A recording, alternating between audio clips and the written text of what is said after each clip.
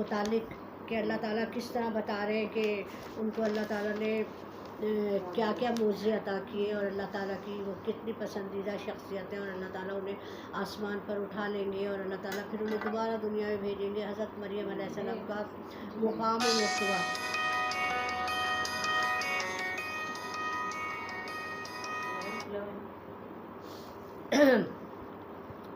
اعوذ باللہ من الشیطان الرجیم، بسم اللہ الرحمن الرحیم۔ قل یا اہل الکتاب، یہ بھی ہم نے پڑھا تھا، قل یا اہل الکتاب تعالوا الی کلمات سواء بیننا و بینکم الا نعبد الا اللہ ولا نشرک، کہ آؤ تم میں اور ہم میں جو بات مشترک ہے، اللہ ایک ہے، تم بھی یہی کہتے ہو، اگر اللہ کو مانتے ہو تو اللہ کو ایک مانو، لیکن یہاں پر بھی انہوں نے اس چیز پر نہیں وہ اقرار کرتے کہ اللہ ایک ہے، اللہ کو مانتے لیکن اللہ کو ایک نہیں مانتے۔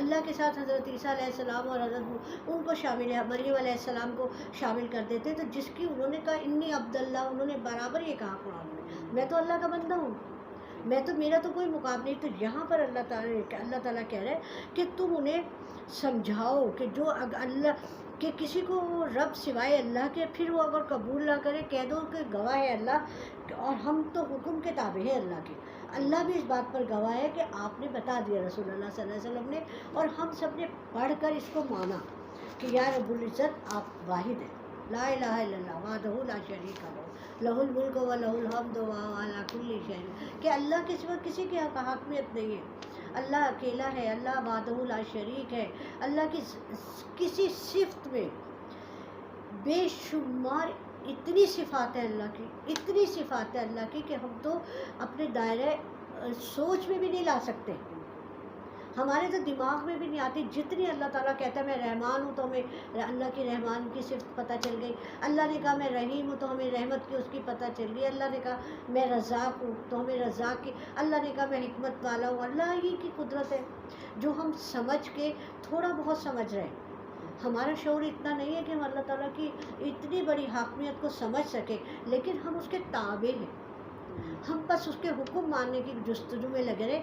ہمارے عمل کی بنیاد جو ہے وہ یہ ہونی چاہیے کہ ہم کوشش کریں کہ رب کو راضی کریں، اللہ راضی ہو جائے گا تو ہماری آخرت سنور جائے گی۔ اب آگے کیا ہم آئے، یا اہل الکتاب لما تحاجون فی ابراہیم و انزلت التوراۃ والانجیل الا من بعدہ افلا تعقلون، اے اہل کتاب کیوں جھگڑتے ہو ابراہیم کے متعلق، ابراہیم علیہ السلام کی کتاب میں کتاب ان پر اتری ہے، مانتے ہیں کہ ابراہیم علیہ السلام بھی اللہ کے رسول ہیں، نبی ہیں، لیکن کہتے ہیں اللہ کیوں جھگڑ رہے ہیں ان کے متعلق، توریت اور انجیل تو اتری ہے اس کے بعد، توریت ابراہیم علیہ السلام تو پہلے گزرے، توریت انجیل بعد میں موسیٰ علیہ السلام کا دور آیا، عیسیٰ علیہ السلام، کیوں جھگڑتے ہو ان کے متعلق، کیا تم کو عقل نہیں؟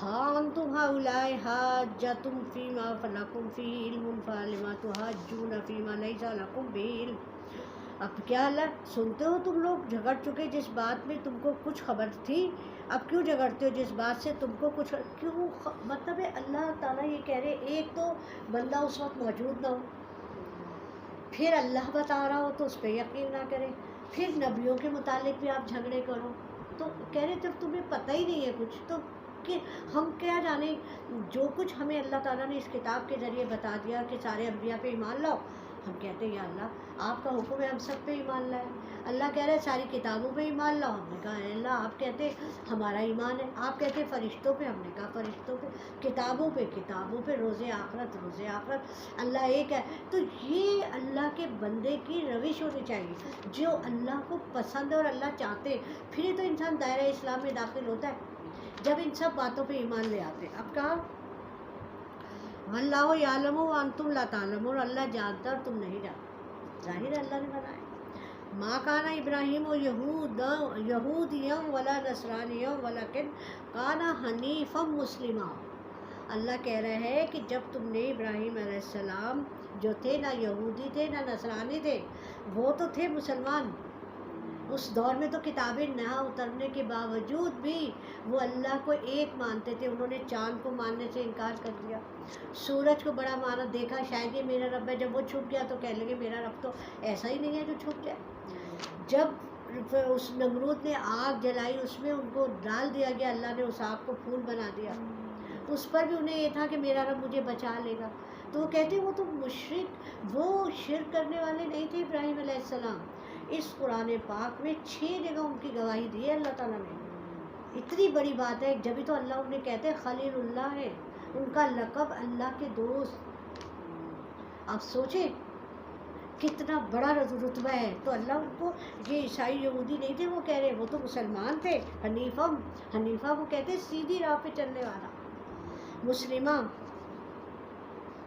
وما کانا من المشرکین، یہاں بھی آ گئے، اور وہ نہ تھا مشرک، یعنی شرک نہیں کرتے تھے، اللہ کو مانتے تھے اور ایک مانتے تھے، تو یکسو مسلمان تھے، جس ان کا ایمان میں اتنی وہ تھے، کیا کہتے ہیں، صدق اقدام، یعنی کہ وہ جمے ہوئے تھے، جیسے کہتے ہیں ٹھوس بنیاد۔ اِنَّ أُولَى النَّاسِ یا ابراہیم لِلَّذِينَ اتَّبَعُوا وَهَٰذَا النَّبِيُّ وَالَّذِينَ آمَنُوا، اور لوگوں میں زیادہ مناسبت ابراہیم علیہ السلام سے ان کو تھی جو ساتھ اس کے تھے، اور اس نبی کو، اور جو ایمان لائے اس نبی پر۔ واللہ ولی المؤمنین، اللہ والی ہے مسلمانوں کا، دوست ہے اللہ نے اپنے آپ کو مسلمانوں کا دوست کہا، اور نبی صلی اللہ علیہ وآلہ وسلم جو ان پر ایمان لائے، ان کی امت ایمان لائے، رسول ایمان لائے، رسول کے بعد سارے مومنین، اور اللہ کہہ رہا ہے یہ مسلمان میرے دوست ہیں۔ ولی دوست کو کہتے ہیں۔ اے اہل کتاب، کیوں حجت کرتے ہو ابراہیم علیہ السلام کے بارے میں کہ وہ طریقے یہودیت پہ تھے یا نصرانیت پہ تھے، حالانکہ نہیں نازل کی گئی تورات اور انجیل مگر ان کے زمانے کے بہت بعد، اور یہ دونوں طریق ان 2 کتابوں کے نزول کے بعد سے ظاہر ہوئے، پہلے سے ان کا وجود ہی نہیں تھا۔ پھر حضرت ابراہیم علیہ السلام ان طریقوں پر کس طرح ہو سکتے ہیں؟ کیا ایسے خلاف عقل بات منہ سے نکالتے ہو، پھر سمجھتے ہو ہاں تم ایسے ہی ہو، کہ ایسی بات میں حجت کر ہی چکے تھے جس سے تم کو اس قدر تو واقفیت تھی، گو اس میں ایک غلط مقدمہ لگا کر نتیجہ غلط نکالتے تھے، مراد اس سے عیسیٰ علیہ السلام۔ ایمن بیٹا کلاس لے رہی ہوں، ابھی بات نہیں کر سکتی۔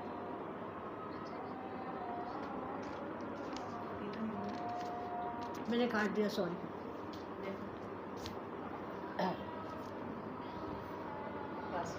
ہاں، تمہیں ابھی تک میرا پاسورڈ نہیں پتہ چلا؟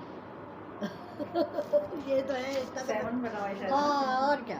اچھا، عیسیٰ علیہ السلام کے یہ مطابق، البتہ اس میں ایک مقدمہ غلط ملا لیا گیا، اپنے خوارق ولا الہ الا من الہ ہو گیا، لیکن ایک مقدم منشا اجتماع تو تھا، اس لیے ان کو ناکافی واقفیت کہیں گے۔ جب اس میں تمہاری غلطی ظاہر ہو گئی سو ایسی بات، اچھا چھوڑ ہی دو اس کو، نہ پڑھو، یہ ذرا ڈیٹیل ذرا مشکل ہے تم لوگ۔ اچھا ٹھیک ہے، مطلب ہمیں سمجھ یہ بات آ گئی کہ عیسیٰ علیہ السلام کے متعلق وہ جھگڑا کرتے تھے، ابراہیم علیہ السلام کے متعلق انہوں نے جھگڑا کیا کہ یہ تو یہودی یا نصرانی انہیں بنا دیا، جبکہ اللہ ان کے لیے کہہ رہا ہے کہ وہ نہ یہودی تھے نہ نصرانی تھے، اور یہ کتابیں ان کے بہت بعد آئیں، لیکن میرا نبی مانتے ہیں، اس کو رسول اللہ صلی اللہ علیہ وسلم کی طرف اشارہ ہے، اور میرے سارے مسلمان جو اللہ کے بندے ہیں، جو نبی پر ایمان رکھتے ہیں، وہ سب اس بات کا اقرار کرتے ہیں۔ اب کیا ہے؟ ودت طائفات من اہل الکتاب لو یضلونکم، آرزو ہے بعض اہل کتاب کو کس طرح گمراہ کرے تم کو، خواہش دل میں رکھتے ہیں کہ ایمان لانے کے بعد بھی ہم ان کو گمراہ کر دیں کہ یہ ہماری طرف لوٹ آئے، اور آج تک وہ اس کوشش میں لگے ہوئے، یہودی اور نصارہ آج تک اس کوشش میں قائم ہے، کتابیں تبدیل کر ڈالی، اللہ کے حکموں کو تبدیل کر دیا، اپنی مرضی کے احکامات ڈال کے نافذ العمل کر دیا، اور لوگوں کو کہتے ہیں کہ یہ اللہ کی کتابیں ہیں، اور جاہل لوگ، ناسمجھ لوگ ان کی باتوں میں آ کے ان کے علماء کے پیچھے چلتے ہیں، تو وہ آج تک گمراہ کر رہے ہیں۔ وما یضلون الا انفسهم وما یشعرون، اور گمراہ نہیں کرتے مگر اپنے آپ کو، اور نہیں سمجھتے۔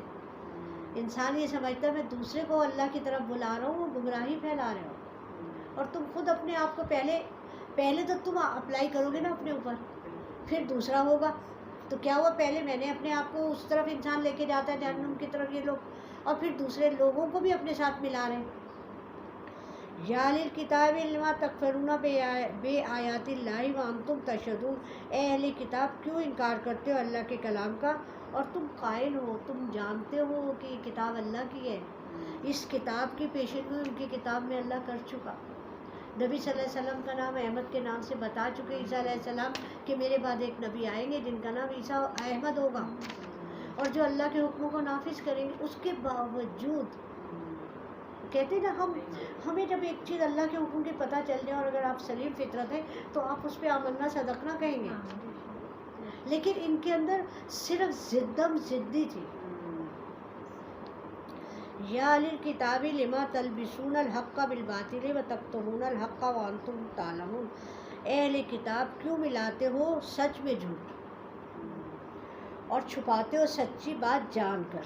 دیکھیے اللہ تعالیٰ بھی یہاں بار بار تنبیہ کر رہے ہیں، بار بار کانشیس اللہ تعالیٰ دلا رہے احساس کہ دیکھو ابھی بھی تم آ جاؤ، اس کتاب کو پڑھ کر رسول اللہ پہ ایمان لے آؤ، سچ اور جھوٹ مت ملاؤ.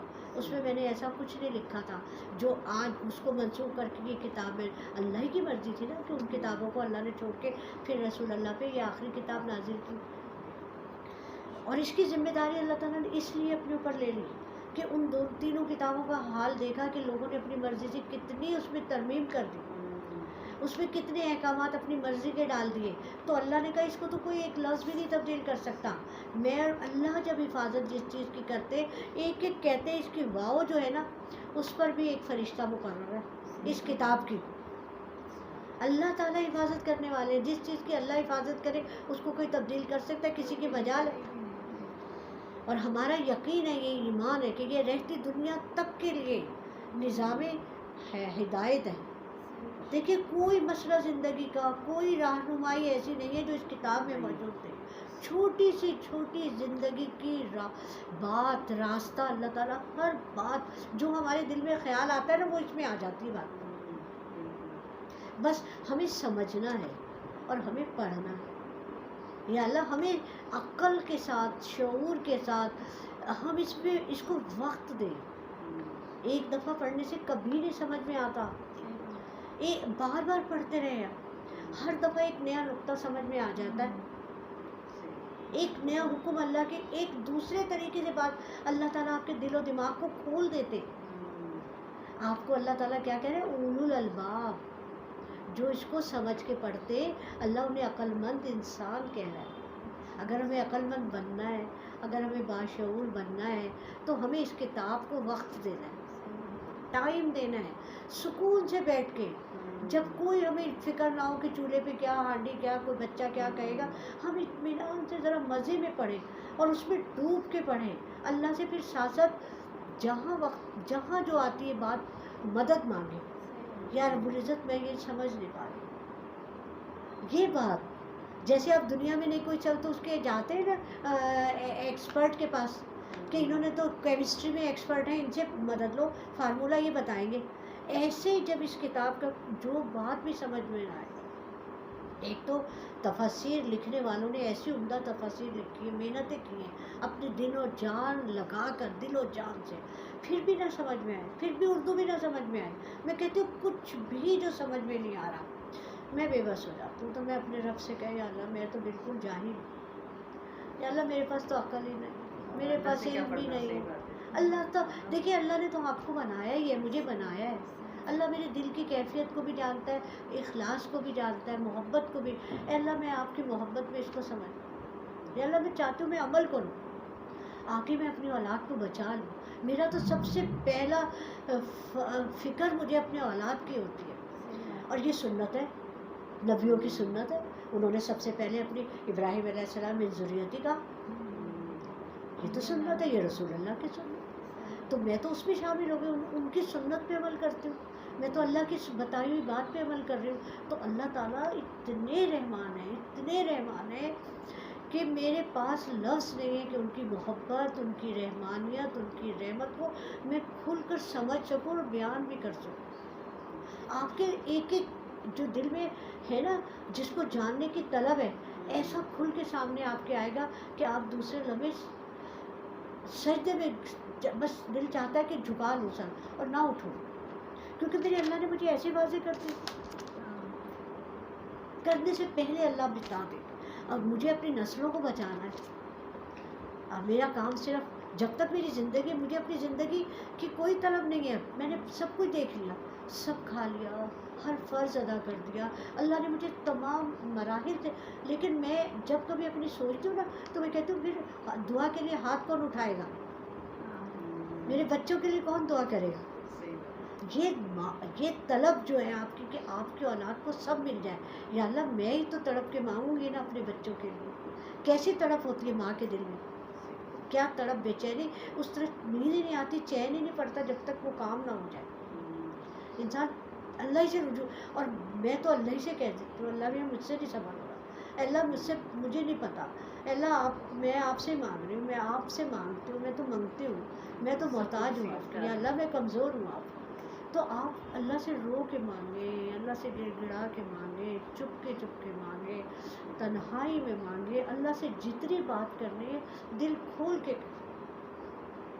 اللہ آپ کے تمام دلوں کی باتوں کو، میں کہتی ہوں کوئی سمجھ ہی نہیں سکتا جتنا اللہ تعالیٰ، اور پھر سکون دیتے ہیں اللہ، اطمینان دیتے ہیں، آپ کی بے چینی، بے قراری سب ختم، کیونکہ آپ کو پتہ ہے آج میں نے اللہ کے سپرد کر دیا یہ سب، اب اللہ تعالیٰ اس کو خود ہی سالو کر دیں گے، ہم کسی دوسرے کو بتائیں ہوتا، ہم نے اپنی دل کی بات بتا دی، کسی اور کو نہ بتا دی ہے نا، اچھا ہوتا ہے اللہ کو بتا کے، اللہ سالو بھی کرتے ہیں، کتنے پیار سے کرتے ہیں، آپ کو دل کو تسلی بھی دیتے ہیں، آپ کتنا دکھی ہو جاتا ہے انسان بعض اوقات، کسی اپنے سے بہت دکھی ہوتا ہے، کسی اپنے کی بات سے اس کا دل چیر دیتے ہیں لوگ، اپنا ہی کوئی ایسا ہوتا ہے جو آپ کو، لیکن آپ اللہ پہ جب چھوڑتے ہو نا تو اللہ اس کے دل کو بھی بدل دے، آپ کہو اللہ سے کھل کے کہو اللہ مجھے اپنے شوہر کی محبت چاہیے، میں کہتی ہوں اب تک کہتی ہوں، پتہ ہے میں اپنی بچیوں سے بھی کہتی ہوں، یہ دل سے زبان سے کہو اللہ سے کہ اللہ مجھے اپنے شوہر کی محبت چاہیے،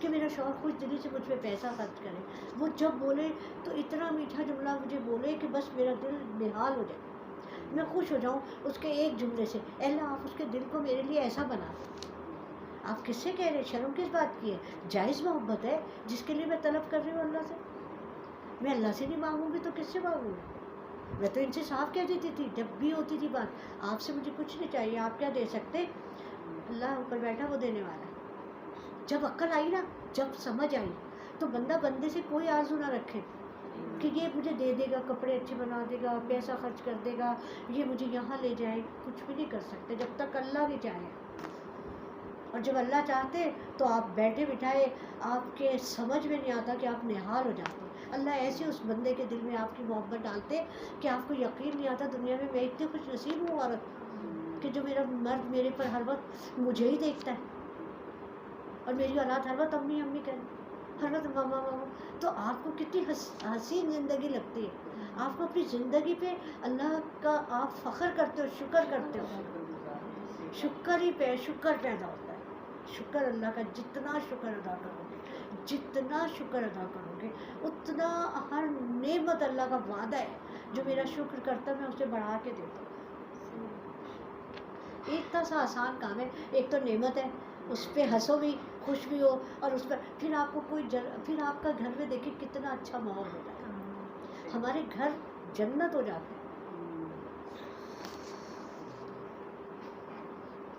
اور کہا وقالت طائفات من اہل الکتاب آمنوا بالذی انزل علی الذین آمنوا وجہ النہار وکفروا آخرہ لعلہم یرجعون، اور کہا بعض اہل کتاب نے مان لو جو کچھ اترا مسلمانوں پر دن چڑھے، اور منکر ہو جاؤ آخر دن میں شاید وہ ہم پھر جائیں، کہہ لیں گے ان کو دکھانے کے لیے، ان لوگوں کو خوش کرنے کے لیے دن میں مان لو اور کمروں میں گھروں میں آ کے منکر ہو جاؤ، تو اللہ تو دلوں کا حال جان رہے ہیں، اللہ نے تو بیان کر دیا، وَلَا تُؤْمِنُوا إِلَّا لِمَنْ تَبِعَ دِينَكُمْ، اور نہ مانیو مگر اس کی جو چلے تمہارے دین پر، اللہ کہہ رہے مت ماننا ان کی بات، اللہ نے بتا دیا جو آپ کے دین پر چلے ان کی بات مانیے، قُلْ إِنَّ الْهُدَىٰ ہدى اللہ، اور کہہ دے بے شک ہدایت وہی ہے جو اللہ ہدایت کرتا، کوئی نہیں کر سکتا ہدایت، یہاں بھی آ گئی، أَن يُؤْتَ أَحَدٌ مِثْلَ مَا أُوتِیتُمْ اور یحاجوکم عند ربکم، اور یہ سب کچھ اس لیے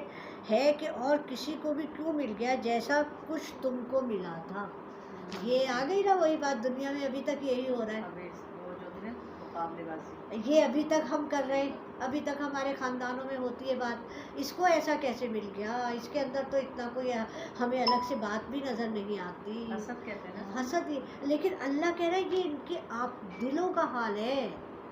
آپ رسول اللہ صلی اللہ علیہ وسلم قریش میں پیدا ہوئے, ان کو دین حق مل گیا, تو وہ اس بات کو قبول ہی کرنے کے لیے تیار نہیں کہ ان کو کیوں مل گیا, ہمیں کیوں نہیں ملا. تو یہ ان کی بات جو تھی نا, یہ ان کی شیطان نے ان کے دماغوں میں پیوست کر دی. یہ ہٹا دیا شیطان نے خیال کہ یہ میرا اللہ جو چاہے جس کو دے سکتا ہے. میں کون ہوتی ہوں, میں کون ہوتی ہوں یہ کہنے والی کہ اس سے کوئی اتنی محبت کرتا ہے, اس سے کوئی, تو میرا یہ تو اس کا نصیب ہے. تمہارا نصیب, یہ میرا نصیب. اگر شاکر ہو کے میں اللہ سے طلب کروں, اپنے دکھ کا مداوع تو اللہ میرا کرے گا. تو یہ اس پر رسول اللہ کے دین حق پر انہیں ملال تھا کہ کیوں رسول اللہ آئے, اتنی بڑی بات کہہ رہے, اللہ کے حکم میں داخل ہو رہے. قل ان الفضل, کہہ دیجئے یہ اللہ کا فضل ہے. قل ان الفضل بیاد اللہ, اور اللہ کے ہاتھ میں ہے, فضل تو اللہ کے ہاتھ میں ہے. یوتی ہی من یشاء واللہ واسع علیم, اور ہاتھ میں دیتا ہے جس کو چاہے, اور اللہ بہت گنجائش والا اور خبر والا ہے. جانتا بھی ہے, دے کے بھی جانتا ہے کہ میں نے اس کو دیا ہے, کیوں دیا ہے, یہ اس کو علم ہے. میرا علم نہیں ہے, یہ میں نہیں جانتی, کہ میرے رب کی مرضی, بس مجھے اس میں رضا میں راضی رہنا. یہ میرے رب کی 8 بہن بھائیوں میں سب کے نصیب الگ ہے, کوئی مقابلہ بازی نہیں ہے. وہ اس کے نصیب سے, وہ اس کے نصیب سے, وہ اس کے یہ اللہ ہمیں, ہم محبت جب ہم میں قائم و دائم رہے گی, جب ہم اللہ کے اس حکم کو اپنے اوپر نافذ کر لیں گے کہ میرا اس سے کیا, میرا یہ تو اس کو رب نے میرے دیا ہے نا, یہ بس خون کا رشتہ میرا ہے. اگر میری برتری ہے اس کو, میری بہن کو مجھ پر, تو یہ اللہ نے دنیاوی چیز میں برتری ہے نا. دیکھو جب تم یہ پڑھو گی تو تمہارے اندر سے دنیاوی اور آخرت کا کانسیپٹ بھی رہے گا کہ یا اللہ دنیا کی برتری جو ہے وہ یہیں تک کی ہے, آخرت کی برتری وہاں کی ہے. اے اللہ مجھے اپنی راہ پہ چلا دے, اے اللہ میں آپ کی راہ پہ چل رہا, تاکہ میری آخرت میں مجھے اللہ اپنا بندہ بنا لے, اور میرے گناہوں کی حساب کتاب سے مجھے بچا لے. یہ سمجھ اس قرآن کو پڑھ کے آتے کہ دنیا کی اگر برتری کو دیکھ کے حسد نہیں پیدا ہوتا, طلب نہیں ہوتی. اللہ کی چاہیے رضا, اللہ کی رضا کا اختیار ہونا چاہیے. یختصو, خاص کرتا ہے, برحمتہ ہی من یشاء, اپنی مہربانی جس پر چاہے. یہ دیکھیے آپ پر کتنی مہربانی اللہ نے کی ہے, ہم پر کتنی مہربانی. اس وقت کو میں دیکھتی ہوں تو میں کہتی ہوں یہ خاص الخاص میرے رب کی, خاص کرتا ہے جس پر چاہتا ہے. یہ میرے, جب میں جاتی تھی ڈاکٹر صاحب کا بھی سننے, تو میں کہتی تھی یا رب العزت شکر ہے آپ نے میرے وقت کو اس کے لیے نکالا, مجھے ذہن میں ڈالا کہ میں آئی, کوشش کر رہی ہوں, میں سمجھ رہی ہوں. تو یہ اللہ کی خاص مہربانی. شکر الحمدللہ رب العالمین, الحمدللہ, یہ میرے رب کی خاص الخاص مہربانی ہے. میرا عمل نہیں ہے, میری کوئی کوشش نہیں ہے. یہ میرے ہاتھ پیر بھی اس کے دیے ہوئے, یہ میری زبان بھی میرے رب کی دی ہے, میرا دماغ بھی میرے رب کا دیا ہے. اس نے اپنی طرف مجھے خاص کر لیا. اگر رحمت خاص مجھ پہ نازل کر رہا ہے تو یا اللہ میں آپ کے رب آئینی علی ذکری کا و شکری کا, میں آپ کی بہت تعریف کرنا چاہتی ہوں. یا اللہ میں آپ کا بہت اچھا ذکر کرنا چاہتی ہوں. یا اللہ میں ہر وقت آپ کو یاد رکھنا چاہتی ہوں. یا اللہ میرے دل کو ایسا بنا دیجئے کہ جس میں ہر وقت آپ ہی آپ رہیں, ہر کام کے سامنے اللہ ہو, ہر کام کے سامنے. واللہ ذو الفضل العظیم. پھر اللہ کیا کہہ رہا ہے, اور اللہ کا فضل بڑا ہے. کتنا بڑا ہے اللہ کا فضل کہ اتنے معاشرے میں برائیوں کے باوجود, مصروفیت کے باوجود, غلطیوں کے باوجود, ہماری کوتاہیوں کے باوجود, ہماری کمزوریوں کے باوجود, اللہ تعالیٰ اپنی طرف ہمیں کھینچ رہے, اللہ ہمیں بلا رہے ہیں اپنی طرف. آؤ تم پڑھو تھوڑا سا, تم میرا, ہم کتنا, 1 گھنٹہ کیا ہے زندگی کا, 1 گھنٹہ 24 گھنٹوں میں کیا ہے. کتنا سمجھتے ہیں ہم، کتنی دیر بیٹھتے ہیں، لیکن یہ بھی میں کہتی ہوں یا رب العزت اس وقت میں برکت آپ ہی دے سکتے۔ میرا تو دل چاہتا ہے 2 گھنٹے 3 گھنٹے 4 گھنٹے ہم بیٹھے رہیں، پڑھتے رہیں، ایک دوسرے کو بتاتے رہیں، کیونکہ یہ کتاب ہی اتنی خوبصورت ہے، اللہ کا حکم اتنے خوبصورت ہے۔ جب اللہ کے ایسے فضل کو میں پڑھتی ہوں تو میرا دل چاہتا نہیں ہے کہ میں بند کروں اس کتاب، میرا نہیں دل چاہتا، میرا دل ہمارا یہ ٹائم ہے نا، ہم جو سوچتے ہیں بعد میں ہم پڑھیں کریں تو ہمیں وہ نہیں پڑھتے، تو اس سے بہتر یہ نہیں کہ ہم 2 گھنٹے کر لیں، 3 سے 5 بھی کر سکتے ہیں انشاءاللہ۔ اللہ تعالیٰ آدھا ہمارے گھنٹے ہی بڑھا دیں گے۔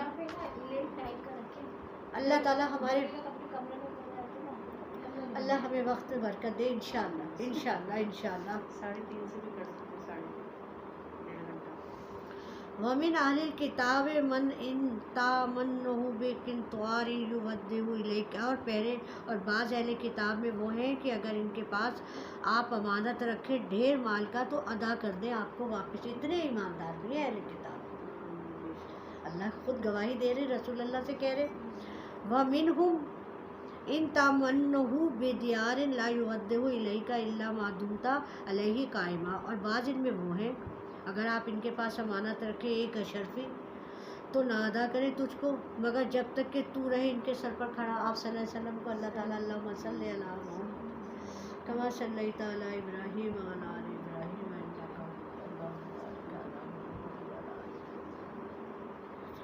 آل ابراہیم انک حمید۔ کہتے بعض ایسے ہیں کہ ڈھیروں مال ہو، کروڑوں کا مال ہو، ادا کر دیں، انہیں اللہ کے حکم اتنا ان کو پسند ہے، اور بعض اتنے بد دیانت ہیں کہ جب تک آپ کھڑے ہیں سر پر جب تک دیں گے، جب نہیں بھائی خیانت انسان کے اندر ہے۔ یہ تو اللہ ان کی بتا رہا ہے، عیسائی اور یہودیوں کی، ہم میں بھی ہوتے ہیں۔